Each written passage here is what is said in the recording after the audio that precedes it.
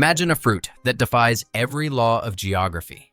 Inside it holds the buttery tropical sweetness of a sun-drenched mango and the deep aromatic complexity of almond marzipan. But look outside the window. This isn't the Caribbean.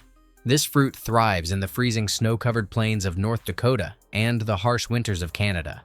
It looks like a pear, but it grows in clusters like berries. For 400 years, this tree has haunted the edges of horticulture, a botanical ghost that shouldn't exist. It was collected by barons, studied by Renaissance scientists, and prized for a flavor profile that puts the modern grocery store pear to shame. Yet you cannot buy it. Not at a supermarket, not at a farmer's market, not even in specialized orchards. We're told that modern breeding has given us the best version of our food. This ghost proves that is a lie. This is the story of the Chipova, the Bollwiller Pear, Sorbopyrus auricularis. To understand this mystery, we have to travel back to 1619, to the castle gardens of the barons of Bollwiller in Alsace, France. In this era of the Cabinet of Curiosities, nature was still allowed to improvise. The Swiss botanist Jean Bohin was the first to chronicle this tree that broke the rules. In the wild, different genera rarely crossbreed. A rose does not pollinate an apple. But in these gardens, a European pear grew close enough to touch a Whitebeam, a distant evolutionary cousin.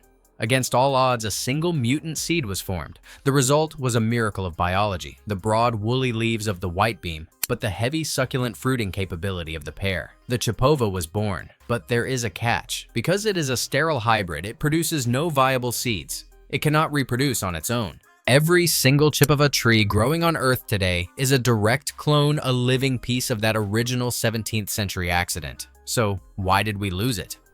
The answer lies in the Industrial Revolution. The Chipova is delicate. Its skin is thin. Its flesh is a custard-like aromatic treasure. It does not survive the vibrating floor of a train or the weeks of cold storage required by global logistics. When agriculture became an industry, we traded the soul of flavor for the armor of durability. We chose the fruit that could survive the journey rather than the one that was worth the trip. If you want to bring this ghost back to life, you have to follow the protocol of the ancestors. First, understand that you won't find seeds. You must seek out scion wood for grafting. It is a commitment to a living artifact. Second, choose your rootstock wisely. While it is hardy, it demands well-drained soil to mimic its hillside origins in Alsace. Third, practice patience. The Chipova does not rush for a profit margin. It takes time to establish, but when it does, it rewards you with a yield that tastes like a lost century. We are at a crossroads. We can continue to eat the cardboard-textured produce of a monoculture, or we can reclaim the biodiversity that our ancestors cherished. If you believe that the best flavors are worth waiting for and you want to help us hunt down these botanical legends, subscribe and join the search. The Chipova is waiting. And the best time to plant a 400-year-old accident is today. Imagine a fruit that defies the logic of geography.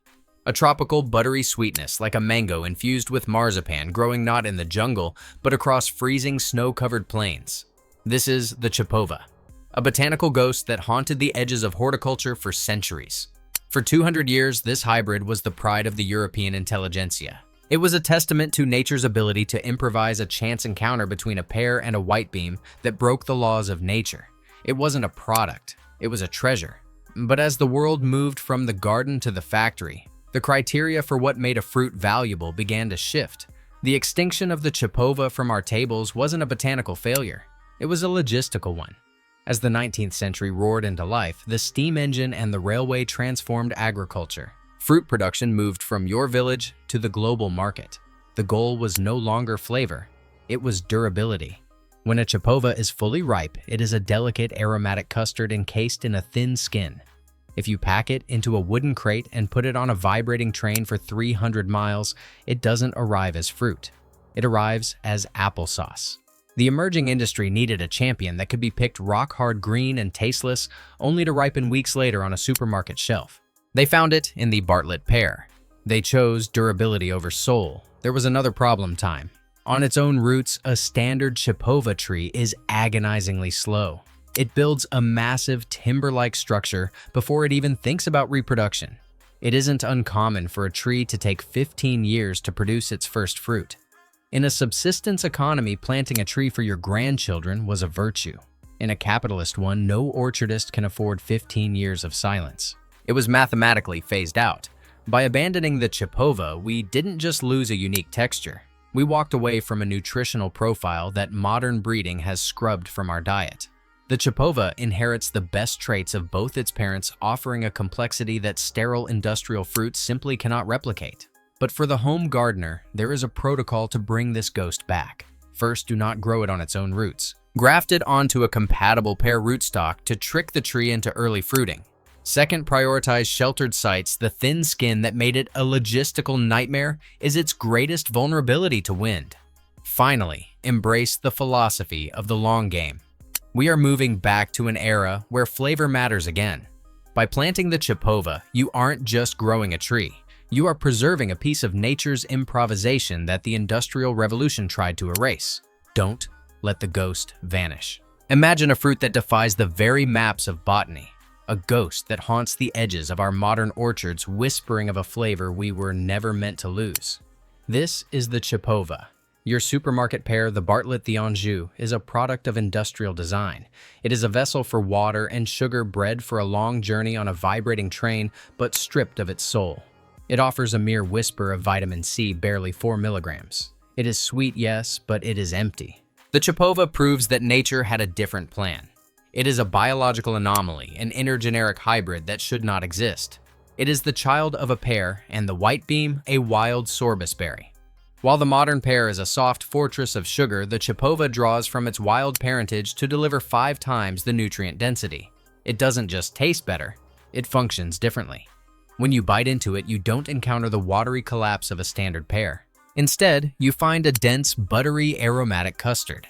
That consistency comes from a unique pectin profile, a soluble fiber that signals to your body that you are truly nourished. You feel full, you feel satisfied, but the real magic is the scent.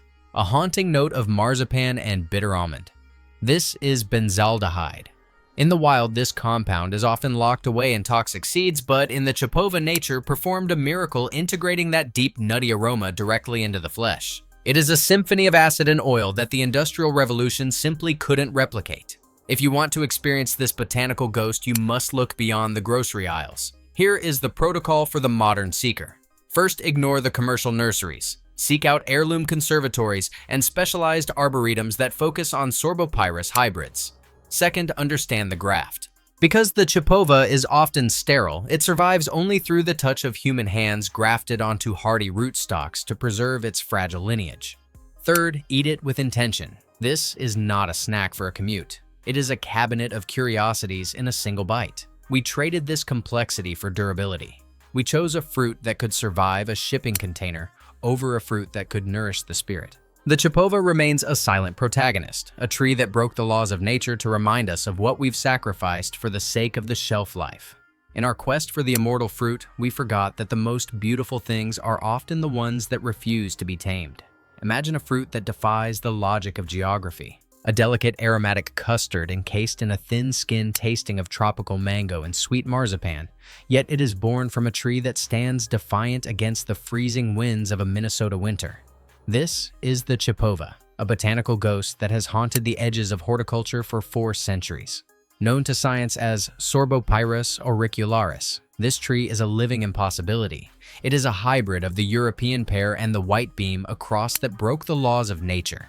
You can see it in its leaves. They lack the waxy gloss of a standard pear, covered instead in a silver downy fuzz.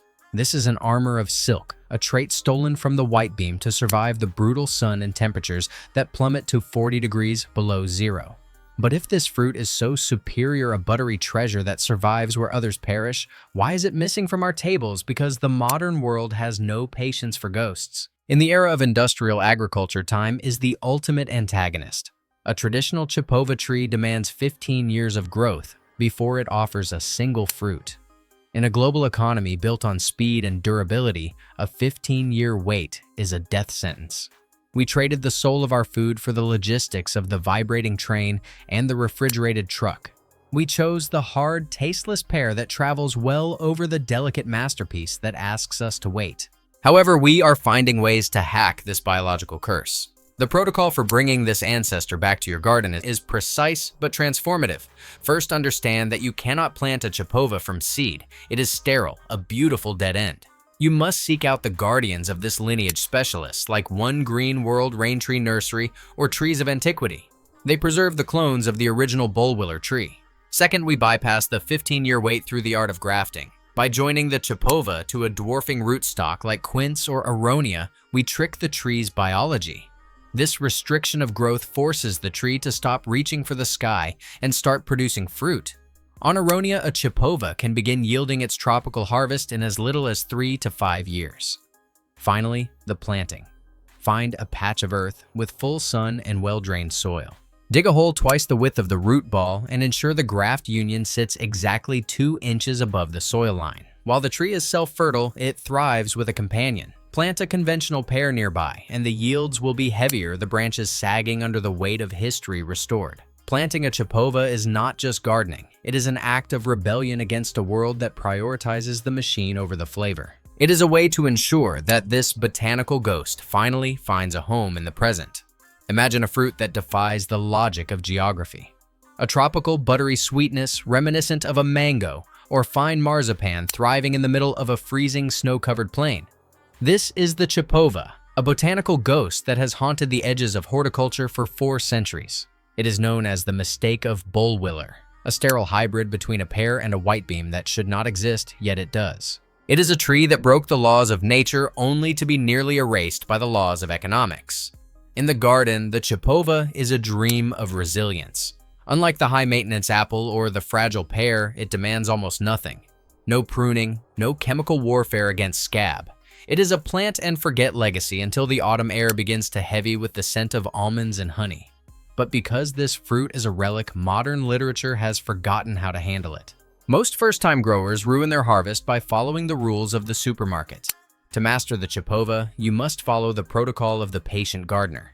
First, ignore the green pick rule. Unlike conventional pears, the Chipova must ripen on the branch. Between late August and mid-September, watch the clusters. The skin won't scream for attention. It remains a quiet yellow-orange with a faint crimson blush. Second, the tilt test. Do not pull, do not squeeze.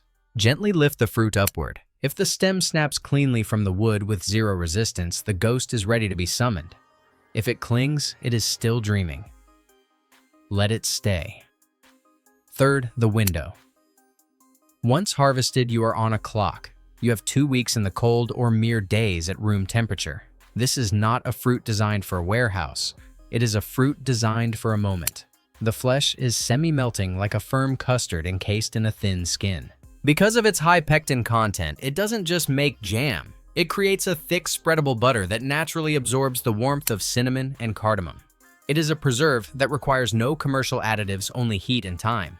We lost the Chipova because it was too soft for the railway. It was too slow for the bank.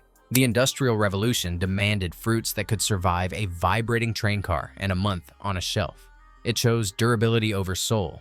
But in your backyard, soft isn't a defect, it's a texture. Slow isn't a loss.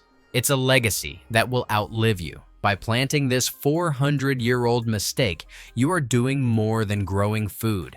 You are rejecting the fast food mentality of the modern garden. You are keeping the Renaissance alive and proving that the best things in this life cannot be rushed. It is time to make space for the impossible. Taste the history the world tried to throw away. If you believe our gardens should be more than just outdoor supermarkets, join us. Subscribe to Chanel and let's bring the ghosts back to the soil. See you in the garden.